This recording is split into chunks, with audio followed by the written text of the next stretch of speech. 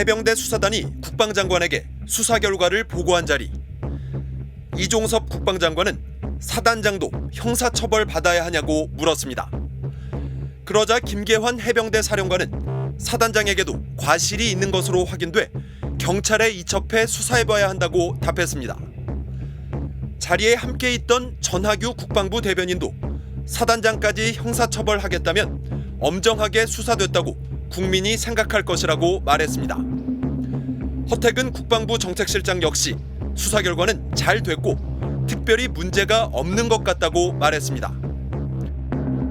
박 대령은 이대로 경찰에 넘기겠다고 했고 이 장관은 보고서에 결재를 했습니다. 박 대령은 장관과 악수했고 수고했다는 말까지 들었다고 했습니다. 그때까지는 아무 문제가 없어 보였습니다.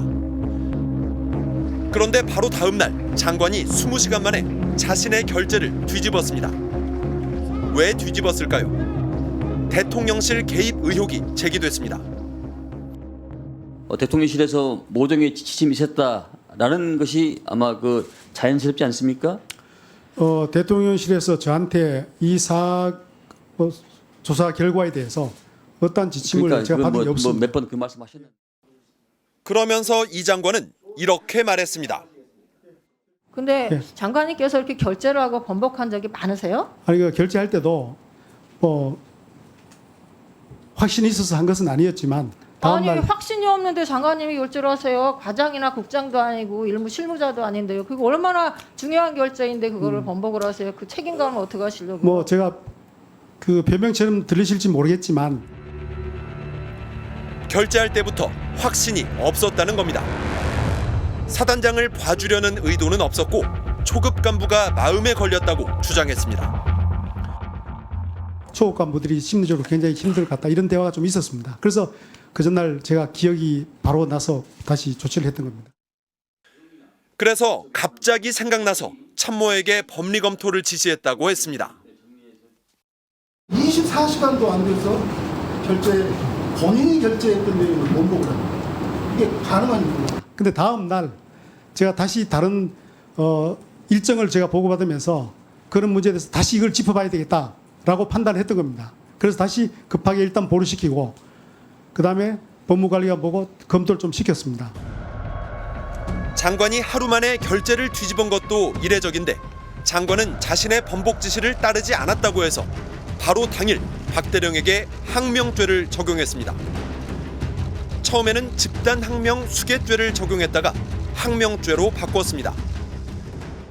왜 집단으로 받느냐면은 전화가 전부 다 그 세 사람 다 전화가 두 사람인가 같이 그 광역수사대장하고 그 수사요원하고 같이 다 전화가 안 되니까 같이 모의한 것이 아닌가 이렇게 해서 모의하지 않은가 추정해서 집단 항명죄로 이렇게 압수수색을 해요.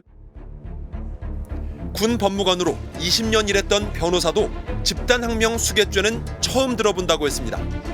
집단 항명 수괴는 3년 이상 징역형을 받는 중범죄입니다.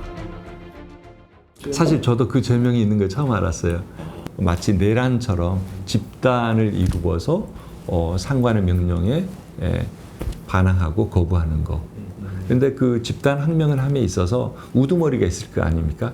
그래서 어떤 부대가 움직였다 하면 그 부대의 부대장이 이제 수괴라는 이름으로 이렇게 하도록. 이 사건은 결국 정치 쟁점으로 번졌습니다.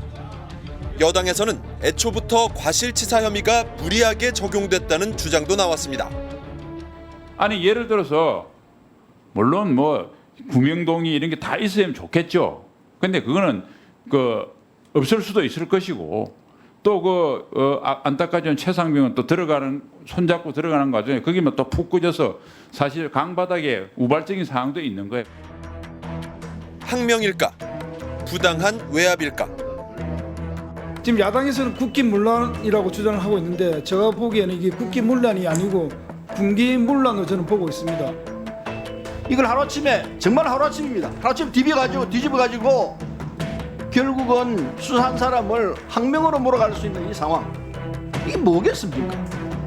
대통령실에서 한 거 아니면은 있을 수 없는 이야기입니다.